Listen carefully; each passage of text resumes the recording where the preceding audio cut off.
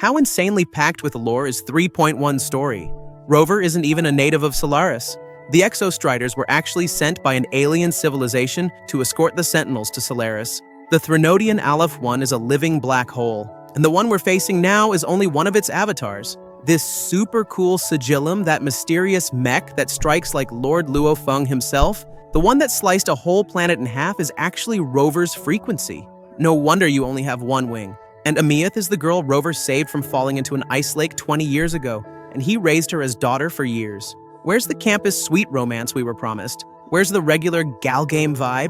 Do you have any idea how shocked I was when I saw Amieth appear like a daughter? Rover's pupils were shaking to the core, and so was mine. 1 second we're in lovey-dovey mode. Suddenly, dad life. How did we jump straight to family? Now it all makes sense. No wonder Amieth talks about saving the world nonstop and wears the same hair tie as Rover on her wrist. Turns out Rover braided her hair when she was little, and the reason this kid wanted to save the world was simply to lighten Rover's burden. 3.1 story is an absolute masterpiece. Setting aside the emotional parts, just the epic, high-octane battle scenes alone are legendary. The part where Amieth pierces Sigillum and transforms, being wrapped in 6-winged angel wings to transform, is so cool.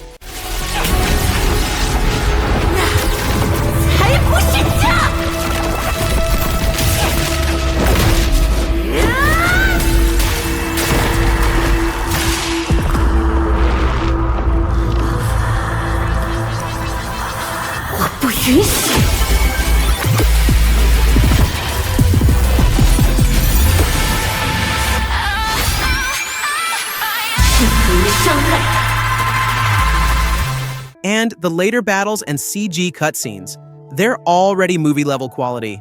Slicing a planet in half with one slash. And the skateboard, it gives total Lord Luo Feng vibes. I was having the time of my life watching the fights.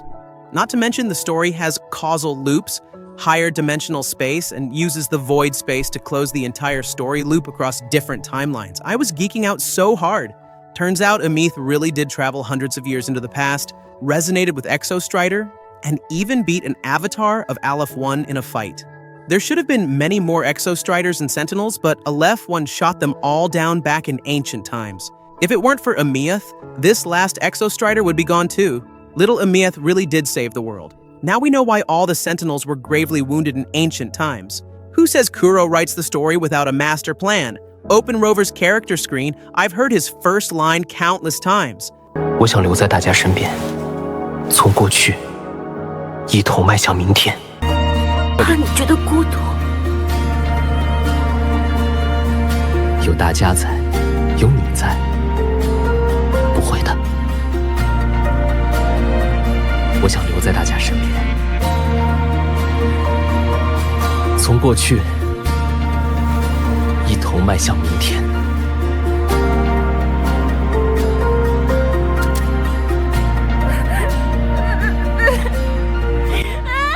Now I finally learned where it came from. Oh my god, I was completely frozen when I heard that line. And then there's the ending scene where Rover goes into the void space to save Amieth, because the present Rover lifted up the past Amieth. The little Amieth, who was saved by the 20 years ago Rover grew up, resonated with an Exostrider at the Academy, saw the message left by the hundreds of years ago Amieth, learned that she herself was the one who saved Lahai Roi, and resolutely chose to overclock and resonate with Exostrider to stabilize Lahai Roi's seal. Because her longing and worry for Rover were corrupted by the void, Sigillum was born. Because of Sigillum, Rover's frequency leaked away, bringing him to Lahai Roi, where he met Amieth, and all these events unfolded. Because Rover didn't want her to cross the gate to the past, he jumped into the lake to save her, accidentally saving the little Amieth who fell into the lake 20 years ago. And the grown Amieth crossed the gate, saved the newly arrived Rover at Lahai Roi on the way, finally returned to the past, sealed the Strider Gate, and closed the loop. All I can say about this story is invincible. My eyes were glued to the screen the whole time. This is exactly my kind of mind-bending sci-fi. And then came the gut punches. Kuro really stabbed us over and over. We just got Amieth back, we were all happy for the concert, and then the tragedy hit. Even Rover was on the verge of tears. 不行，这样做你无法返航，你会被永远放逐到碎门后。 I have to praise the voice actor here. The emotion was so full. Just when we thought it couldn't get worse, another gut punch in the cockpit. I've lost count of how many times Rover's pupils shook from shock. In their final conversation, when Ameeth linked to her true self through the void space and said those words, I completely broke down crying.